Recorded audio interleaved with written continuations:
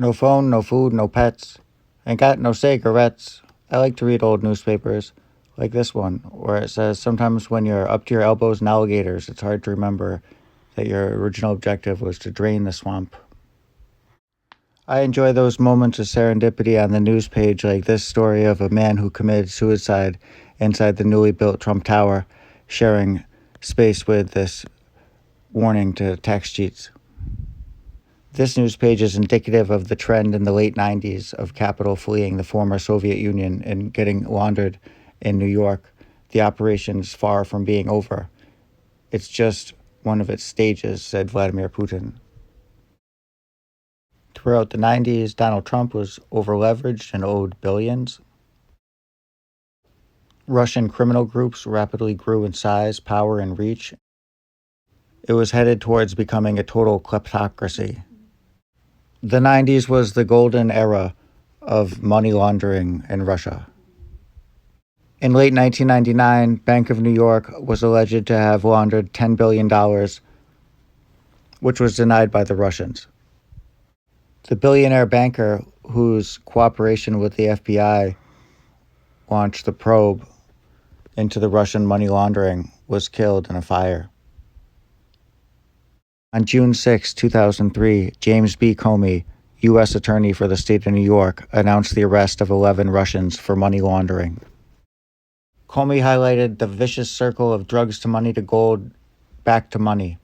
According to the New York City Department of Finance, that same year, Edward Nektilov, a renowned diamond jeweler on 47th Street, paid $1.6 million cash for a unit at Trump World Tower. The following year, 2004, saw the successful launch of Trump's TV show The Apprentice. Murder on 6th Avenue, jeweler shot dead at rush hour. That was expertly timed so that two celebrities happened to be riding along with NYPD to witness the event right in front of Fox News. Edward Nektilov, the assassinated gem merchant, had been preparing for a trial that had already brought 8 indictments. Roman Nektilov, Edward's father, had also been indicted. Part of the genius of the scheme, according to James B. Comey, was that it avoided the banking system, where institutions have been clamping down on money laundering schemes. In the early 2000s, buyers from Russia and the former Soviet Union spent over $100 million cash on Trump properties. There was speculation amongst the investigators that the hit-style killing may have been called for by Russian organized criminals. In a strange twist, celebrities were amongst those at the scene last night. Both Candice Bergen and Lorraine Bracco were participating in the Precinct Commander of the Day program. A stunned Ms. Bergen said, "This is the first time I've seen brain matter." Detectives acknowledged it was unusual for there to be a hit-style killing on 6th Avenue. I don't think in my whole life I've ever called the FBI. On May 21, 2004, Donald Trump spoke to students at Wagner College. Graduation really is just a beginning. I graduated from school. We're all a little bit nervous. We never know what's going to happen. We never know where the world is going. We're in a pretty frightening place right now. And I always begin by saying, you have to love what you do. If you don't love it, don't do it. Don't let your parents push you into something. Don't let your girlfriend, your boyfriend, don't let anybody push you in. If you don't love it, don't do it, and probably you won't be very good at it if you're doing something against your will.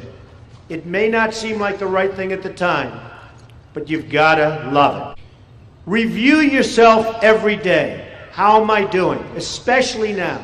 How am I doing? What am I doing? Am I enjoying it? Am I doing it well? Do my bosses like me? What's going on? Review yourself. See how things are going. You're going to have a lot of problems. Life is tough. In 1990, and John can tell you, I owed billions and billions of dollars, and it seemed like there was no end. Some people would say $9.2 billion. Nobody wants to owe that much money. And don't live on the edge like I do. You don't need it. You want to have a nice, normal life, folks, okay? Germs are a form of negativism, and he doesn't need any of that. He'd just assume not shake your hand. Joining us now, Republican presidential candidate Donald Trump. Donald, good morning. Good morning. How's it going? It's going well. Yeah? Do you like Vladimir Putin's comments about you? Sure. When people call you brilliant, it's always good, especially when the person heads up Russia. Yeah. Well, I mean, also as a person that kills journalists, political opponents, and invades countries. And invades countries. Obviously, that it would be a concern, would it not? He's running his country, and at least he's a leader, you know, unlike what we have in this country.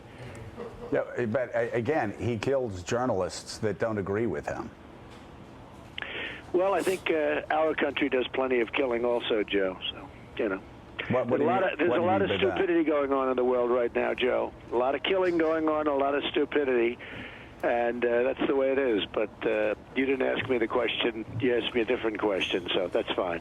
One final question about Vladimir Putin. When you were pressed about his killing of journalists, you said, I think our country does plenty of killing, too. What were you thinking about there? What killing sanctioned by the U.S. government is like killing journalists? Well, I think, number one, I think Hillary, when she was Secretary of State, made some horrible, horrible decisions, and thousands and even hundreds of thousands of people have been killed. I mean, you look at what went on in Libya. You look at so many bad decisions that she made. She's incompetent as far as I'm concerned. That's you not look at killing her by rate, the United States government, though, is it? That's not the same as ordering a killing. As far as the reporters are concerned, obviously, I don't want that to happen. I think it's horrible. But in all fairness to Putin, you're saying he killed people. I haven't seen that. I don't know that he has. Have you been able to prove that? Do you know the names of the reporters that he's killed? Because you've been hearing this, but I haven't seen the name. Now, I think it would be despicable if that took place, but I haven't seen any evidence that he killed anybody in terms of reporters. Here's what Mitt Romney tweeted about that. He said there's an important distinction here. Thug Putin kills journalists and opponents. Our presidents kill terrorists and enemy combatants. Does he know for a fact that he kills the reporters? I don't know. I don't think anybody knows that. It's possible that he does, but I don't think it's been proven. Has anybody proven that he's killed reporters?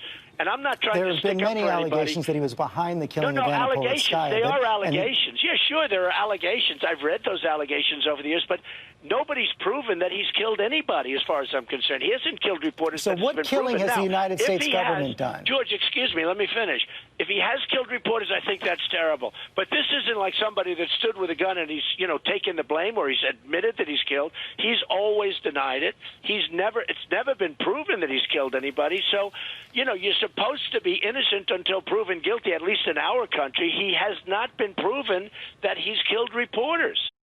As 2016 began, this issue was not going away, as a British judge linked the killing of a former member of the KGB back to Vladimir Putin. On January 23rd, Trump spoke to Christian students at Dordt College in Sioux Center, Iowa. My people are so smart. And you know what else they say about my people? The polls. They say, I have the most loyal people. Did you ever see that? Where I could stand in the middle of Fifth Avenue and shoot somebody and I wouldn't lose any voters, okay? It's like incredible. What about Russia? What about, now Putin called me a genius, that's good, but I don't know if he's playing with me. We have to figure that out. But I think I'll get along great with Putin. Wouldn't it be nice if we actually got along well with Russia? Wouldn't that be a good thing? Is that right? A London court accusing Russian President Vladimir Putin of ordering the murder of a former KGB agent on English soil. But Republican presidential frontrunner Donald Trump told me Putin is innocent until proven guilty. Well, I don't know that anything's been determined. I mean, you're telling me something. Well, I don't know that it's been determined. Okay, reports say that has Putin said, have they found him guilty? I don't think they found him guilty. They say a lot of things about me that are untrue, too. If Putin said, we're going to murder somebody in America, and then there's all this radioactive stuff all over America, and you're president, are you going to do anything about it? If he did it, fine. But I don't know that he did it. People are saying they think it was him, it might have been him, it could have been him. But, Maria, in all fairness to Putin, I don't know, you know, and I'm not saying this because he says Trump is brilliant and leading everybody. The fact is that, you know, he hasn't been convicted of anything. You know, some people say he absolutely didn't do it. First of all, he says he didn't do it, but many people say it wasn't him. So who knows who did it? But I mean, the relationship with Putin, I mean, you can't go on saying, oh, he thinks I'm brilliant and just ignore the things that he's doing, right? I mean, I'd say this. I think it would be great if we had a good relationship with Russia. What do I have to get involved with Putin for? I have nothing to do with Putin. I've never spoken to him. I don't know anything about him other than he will respect me. He doesn't respect our president. And if it is Russia, which is probably not, nobody knows who it is, but if it is Russia, I will tell you this. Russia, if you're listening. Some people want to make America great again. I want to make America good again. Our greatness will be in our goodness.